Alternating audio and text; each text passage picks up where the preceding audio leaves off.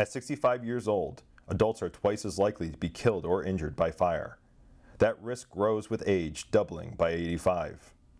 Fire is not the only hazard that threatens our older citizens. Falls lead the cause of death for unintentional injury in the home. 30% of people aged 65 and older are involved in falls each year. This leads to injuries, loss of mobility, and sometimes even death. Reduced mobility hampers movement and may result in failure to escape a fire. Because fire spreads rapidly in the home, sometimes only seconds are left to escape. By giving you the tools and tips to prevent these two issues, we can help you age in place safely. This is Remembering When.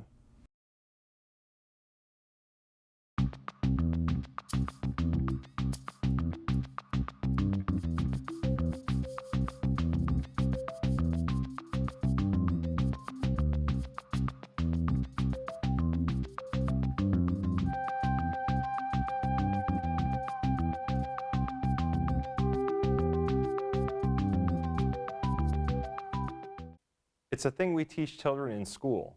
Stop, drop, and roll. The reality of it is, we all need a gentle reminder about this life-saving tip, even as adults.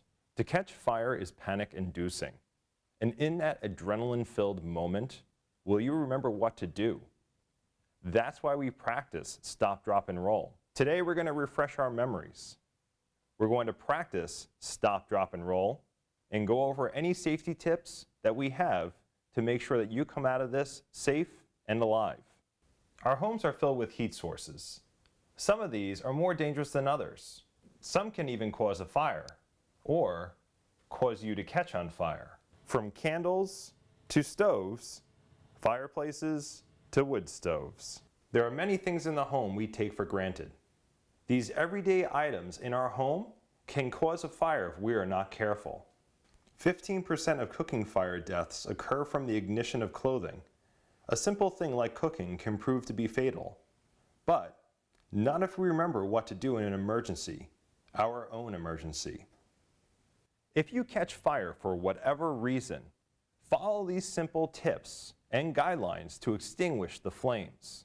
If you catch fire, first, stop. Don't run. Don't panic. That will give additional time. Flames can grow on you, and also you might spread fire through your house. Next, drop to the ground. Drop to the ground as gently as you can. You might not be able to get down that gentle, but having an injury is far better than having severe burns. Once you've made it down to the ground, you want to lie on your side, cover your face so you don't breathe in smoke or get fire across your face. Once you've covered your face and you're laying down, now you'll roll to put the flames out.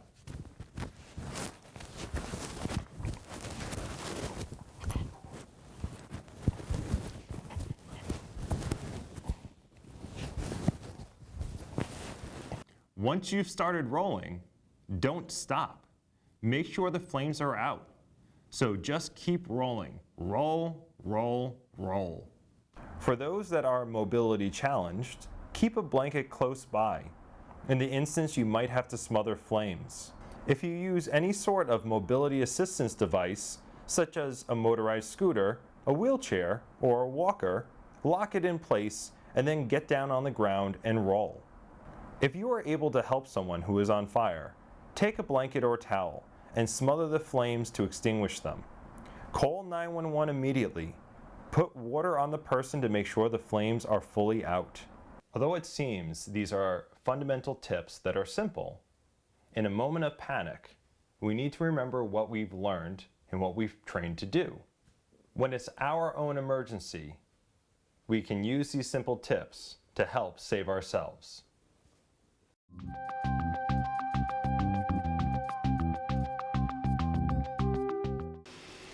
Oh, hi. This, you ask? Things can get a little dicey when I'm cooking, so I always like to have a fire extinguisher on hand. This is an opportune time to talk about fire extinguishers in the home. Every home should have at least one fire extinguisher. There are many types of extinguishers. Do you have the correct one for your home? Do you know how to use it in the event of emergency? The general rule of thumb for an extinguisher is an ABC extinguisher. These are sold at hardware and home stores.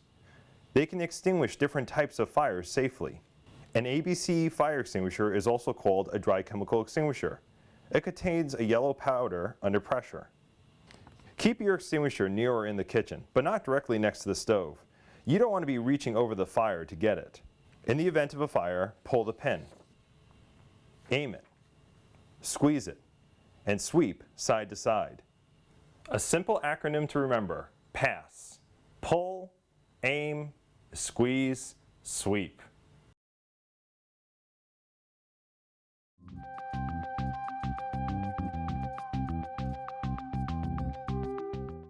It's the little things that make the difference. Everyday items in the home that we take for granted. But a simple change to those things, say lighting, can make a difference in our safety. Preventing falls can be as simple as flipping a switch. Light your home in an appropriate manner. Place nightlights between your bed and the bathroom. Don't grope through the dark in the middle of the night. Keep a path clear and well lit. Have a flashlight on your nightstand or within reach of your bed. If you lose power in the middle of the night, you may need that flashlight. If you are able, plug lamps into sockets controlled by light switches.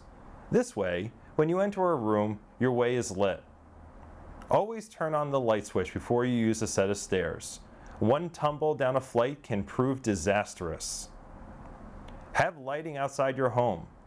Keep the path from your car to your home well lit. Use a motion detection light around the home. This way, if you need to bring in firewood on those cold winter nights, your way is bright. Stumbling in the dark can lead to falls and injuries.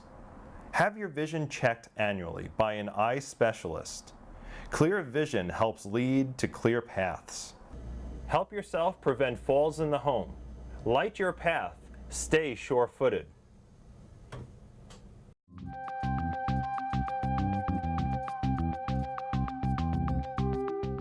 Everyone's life is busy, and we can't control what every driver on the road does, but we can ensure our own safety as we cross traffic. Stop at the crosswalk. Look both ways. Make sure the driver sees you before stepping out. In inclement weather, make sure you are visible to drivers. At night, dark clothes may make it hard for you to be seen. Wear something bright. As you cross, be mindful of cars coming. Cross the street only at crosswalks. Be sure to follow walk signals if available. Don't assume since you have the right of way to walk, cars will recognize this. Be mindful of your surroundings. Pay attention. Take earbuds out and put your cell phone down. When walking down a road with no sidewalk, walk against traffic. Wear reflective or bright clothing. When crossing traffic, you're responsible for your own safety. Stop, look, then cross.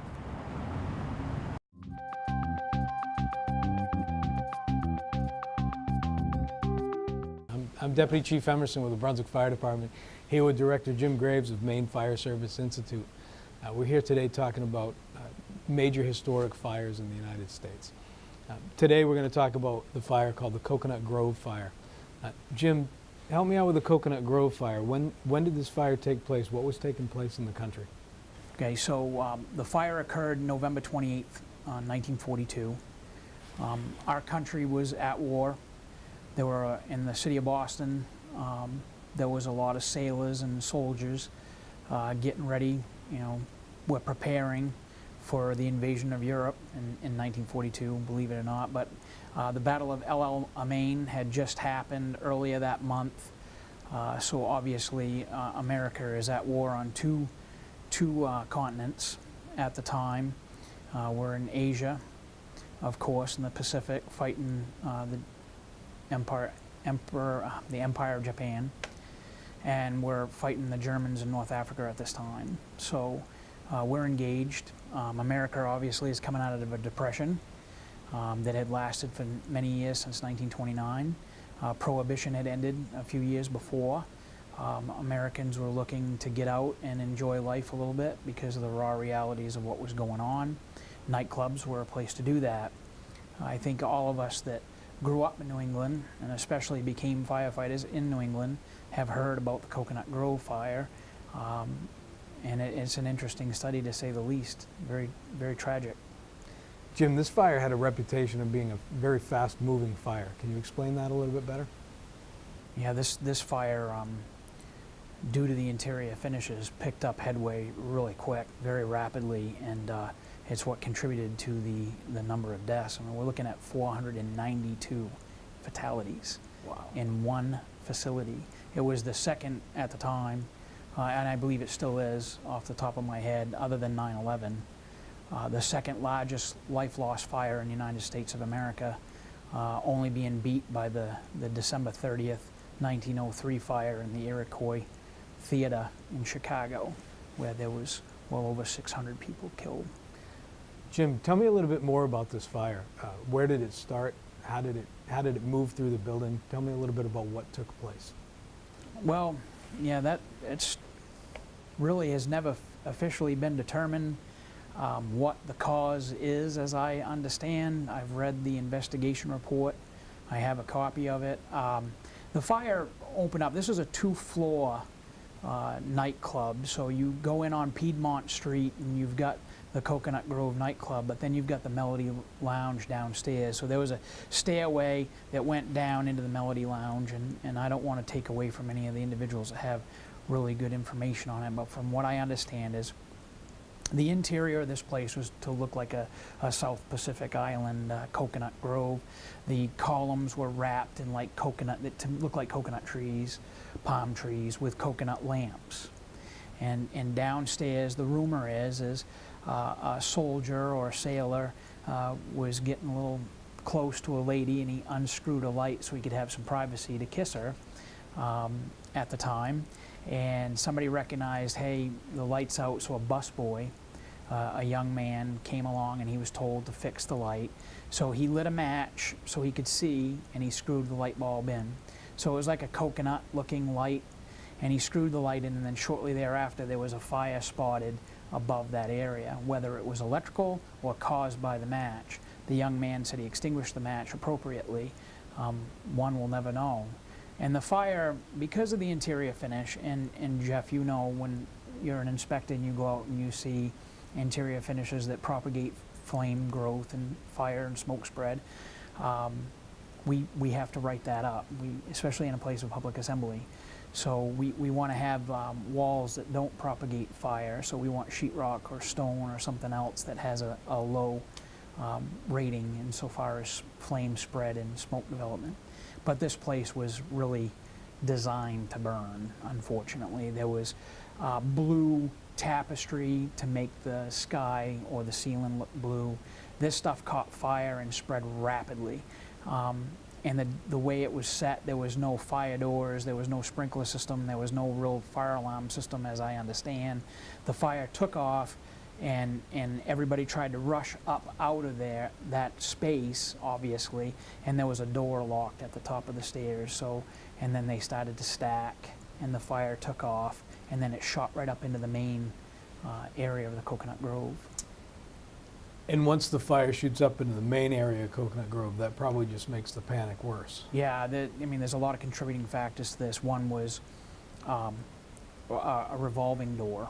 Okay, so the revolving doors, as you know, in the code, life safety code today, have to have breakaway panels. They have to have doors on either side of them that swing out, et cetera, et cetera.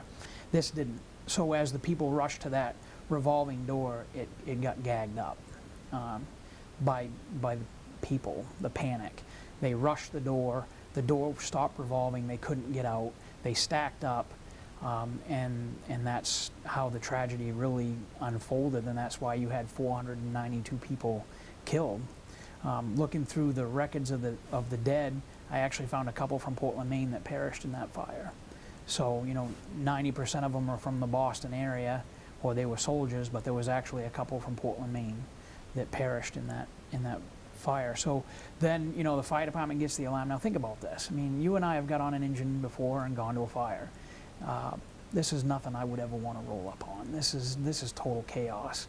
Windows started getting broke. They did pull some people out. People escaped. A lot of the people that escaped were the workers there because they're familiar. Okay? When we take for granted when we go into a building, all right? Myself, my training, I'm looking for exits, right? And I would advise everybody to do that. Make sure you know where your exits are and you know your situational awareness. These people were not, and they were drinking, okay, which adds a different flavor to the whole equation. So a lot of the people that escaped and actually got others out were workers. So they went through the kitchens and they found those exits. But there was a lot of blocked and locked exits in this fire, which contributed. But I also found out when I was reading this report that some people survived by going into the freezer and the cooler in the kitchen. They actually survived. Insulated, think about it. Wow. Stayed cold for a while, and the firefighters ended up getting to them down the course of the fire.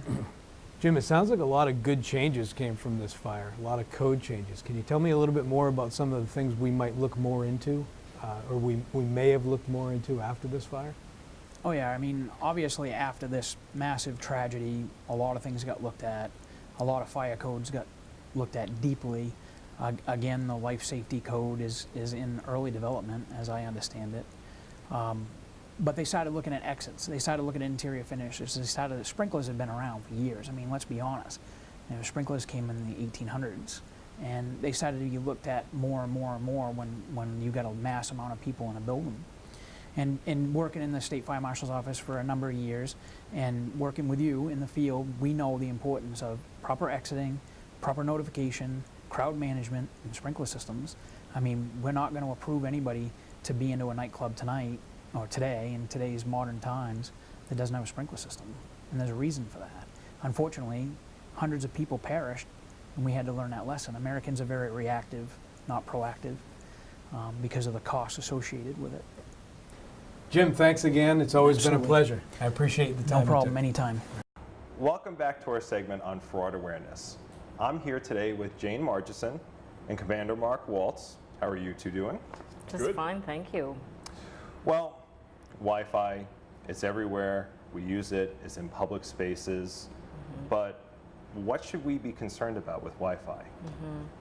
Well, public Wi-Fi, the first word to pop out from that should be the word public. And if you're in a public setting and you're using Wi-Fi, that may be fine, but if you're starting to, let's say, check your bank account or use something where you have to use a password to access it, that's potentially the danger zone. If you're just checking the weather and sports scores, that's great.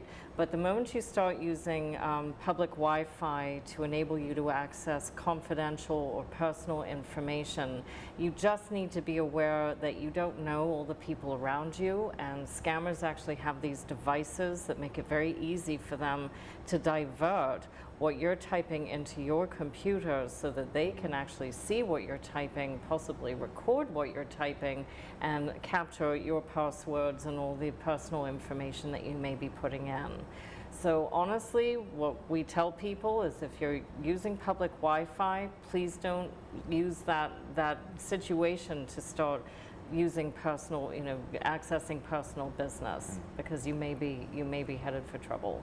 So what advice would you give to people that maybe don't have computer access at home but are going to a coffee shop, even a library where there's public Wi-Fi, and they're using this to conduct their business or to save a little money at home because they don't have internet? Free is not for me, because you may save a little money by not paying either for a subscription, because if you pay for a cell phone subscription to your tablet or whatever, then that's going to be a secure connection to your carrier.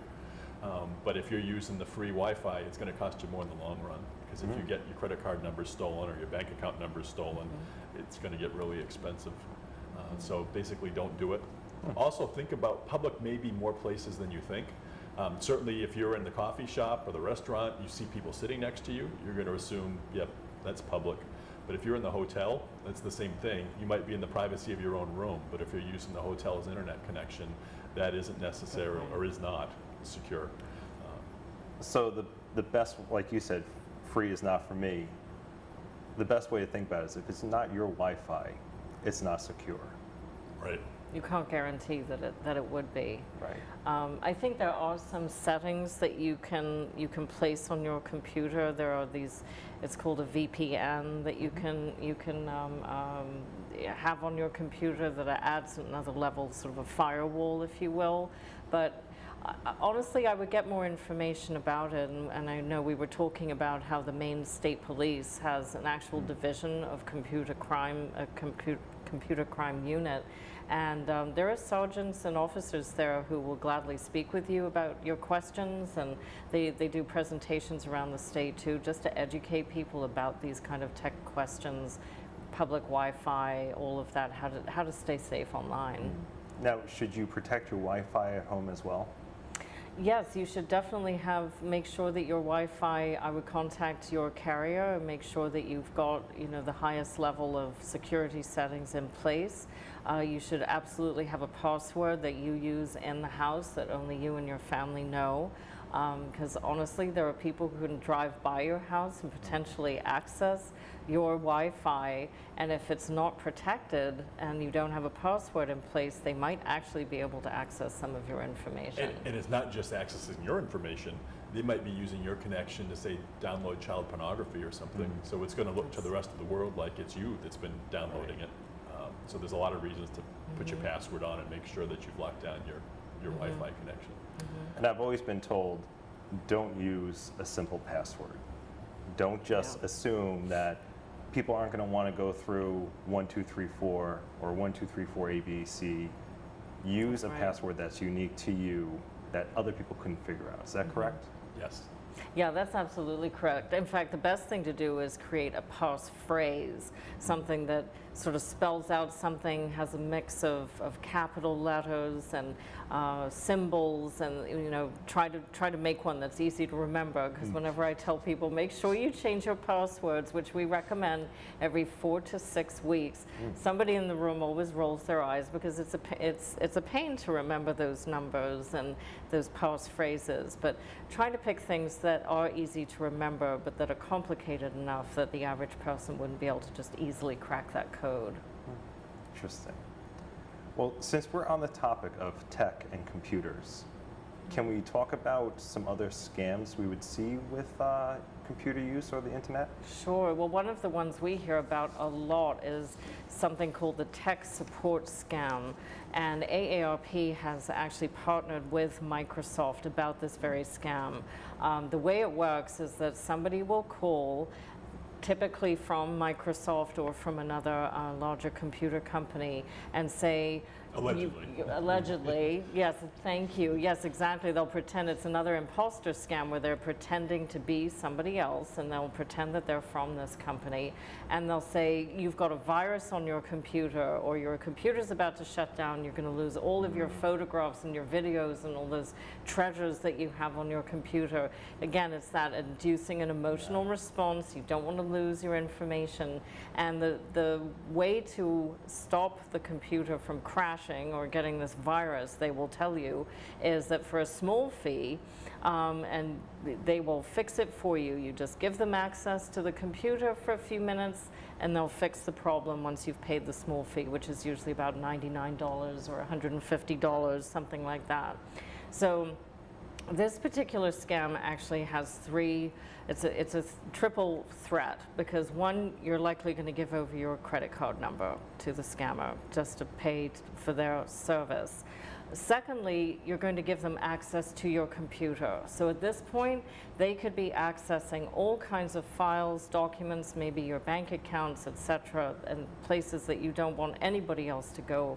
And thirdly, they may install what is called malware, malicious software that can actually do serious damage to your computer and your files. So if somebody calls you and says they're from any of the big computer companies and says there's something wrong with your computer, please hang up the phone, stop and verify. That's just easy to do, but take the time to do it. Call Microsoft or the company yourself and say, I just got this call saying my computer's in trouble. Did you guys just call me? And I can guarantee you they will say no. Are there any other scams that you would like to talk about in relationship to this?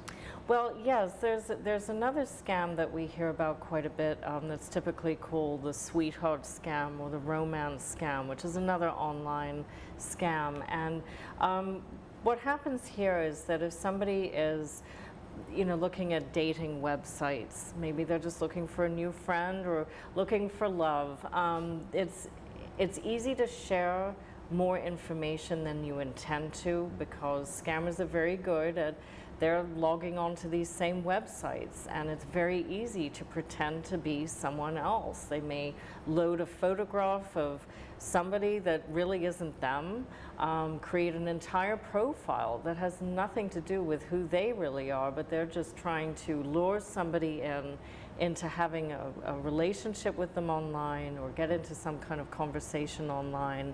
And they pull at your heartstrings. A lot of them may pretend to be from the armed forces, from somebody down on their luck who's served in the military. The U.S. Army has an entire website devoted to this very scam because it's such a big problem, because people feel passionately about helping veterans. And so there are all kinds of ways that scammers use these online resources to just do their dirty work. One place where we see a lot of trouble too is in the faith-based sites, because it's what we call affinity fraud. The idea is that if you're of a certain faith and you're on a website that's about that faith, you're going to likely assume that anyone who's in that community is not going to be a scammer.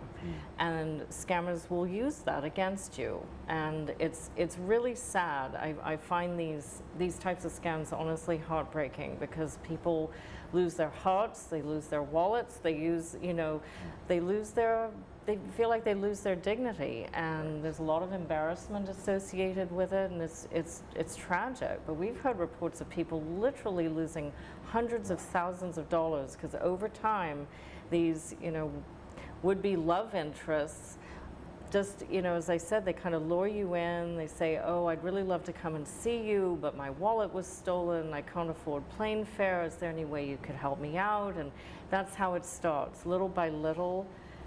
And it's almost starts to become like gambling. You think, oh, if I just help them one more time, I'll actually get to meet, Mr. Right or Mrs. Right. And it ends tragically, and it's really sad.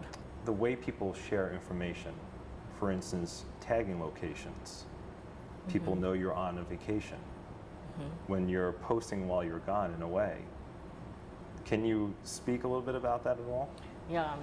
Here's the harm in it, is especially if your Facebook page is public, anyone can see that. So a burglar may think, oh, that's the time I'm going to go burglarize their house, is when they're not there, things. Or if we talked earlier about one of the scams that involved someone pretending they're your grandchild. One of the ways they figure out who your grandchild is because they look for the online obituary, and they look for the family relationships and try to figure out who it is they can take advantage of. So you try to, it's nice to do social media, and it's nice to keep in contact with people, and maybe you don't feel so lonely if you do. But again, be careful what you put, because especially things that are wide open to the public, because you could be giving people the information they need to take advantage of you in some way, whether it be financially from a long distance or breaking into your house at a very close distance. Yeah. Almost everybody owns computers nowadays. So again, viewers at home, really take the time, think about any of this information that's being given to you, people trying to get information from you. Again, check the link that we have on the screen. We'll have the links at the end of the episode as well. And please try and protect yourself. Until next time, stay safe.